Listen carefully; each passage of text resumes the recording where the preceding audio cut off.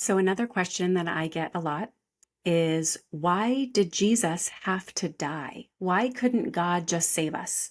Why did Jesus have to die for us? Well, in order to answer this, we have to understand how God has related to his people. So, the Bible is both the Old Testament and the New Testament. And the difference between the two is Jesus. So, Jesus is the New Testament, and the Old Testament has to do with covenants that God made with his people. So, covenants are these exchange of persons that really enter into this kind of a deal. So basically, I will love you if you love me kind of thing.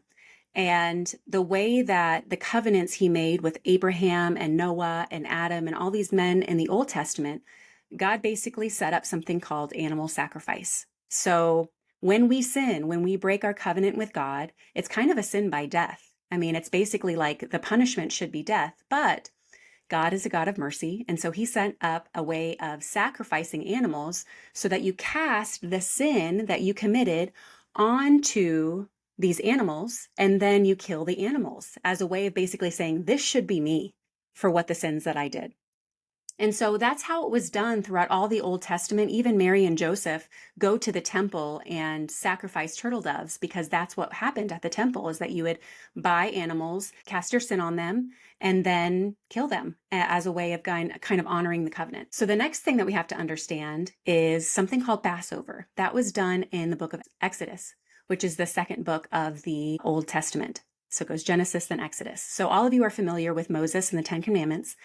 Well, as Moses was trying to free the Hebrews from Egypt and from the slave, he goes on a series of plagues. And the last plague is the plague of death. So the spirit of death went through the entire land. And so Moses was instructed by God to find an unblemished lamb. Okay. And this lamb was going to be sacrificed. And the blood of that lamb was spread over the doorposts, where doorposts were these wooden frames that people had in their houses.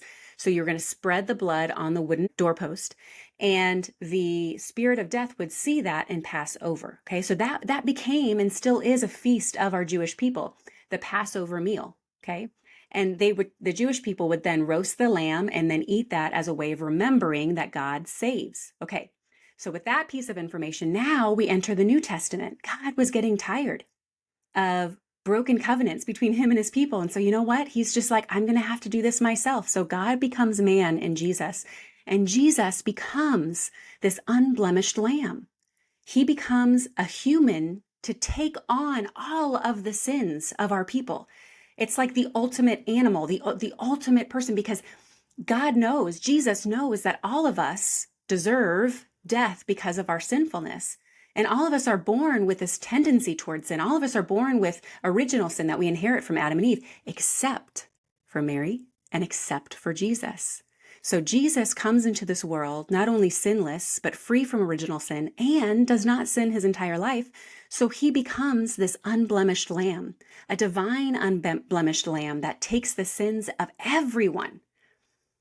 So we don't have to go to the temple anymore and each buy, a prescribed animal to take our sin. Jesus did that for us. Jesus took all of our sin. And when he died on the cross, his blood was spread over the doorpost of the cross. And his blood is what sanctifies us. His blood is what basically we should be up there, but he took our punishment.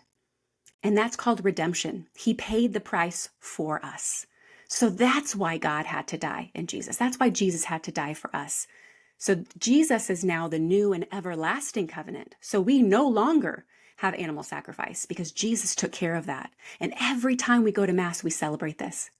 Every time we go to Mass and we receive the Eucharist, we participate in this Passover meal that has been a new and everlasting covenant. It has been redeemed by Jesus' sacrifice. So being Catholic's pretty awesome. And because of Jesus dying on the cross, we now have access to heaven.